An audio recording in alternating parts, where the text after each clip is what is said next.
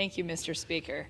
I rise today in support of H.R. 8108, the Care for Military Kids Act, that I introduced earlier this year to ensure service members can maintain critical health care coverage and medical services for their children, no matter where the service takes them.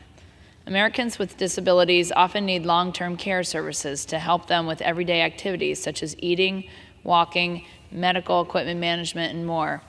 TRICARE does not cover long-term care services, leading military families with children in need of those services to apply for Medicaid.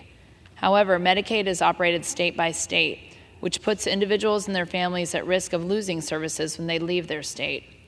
This particularly impacts our military families who frequently transfer locations as part of their commitment to serving our country. As a Navy spouse, mom of 4, and a veteran who served for nearly 10 years myself, I know how hard these relocations can be for military families. Those who serve our country shouldn't have to worry about whether their children will be able to access critical health care services when they're in their next duty station.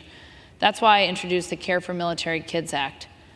My bipartisan bill would guarantee dependents of active duty service members can continue to receive long-term care services through a state-administered Medicaid plan should their family be stationed in another state. Our men and women in uniform already sacrifice so much for our country.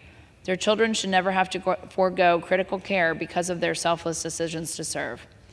I thank Congresswoman Marcy Kaptur for joining me in this important effort, and I encourage my colleagues on both sides of the aisle to support our bipartisan legislation. Thank you, and I yield back.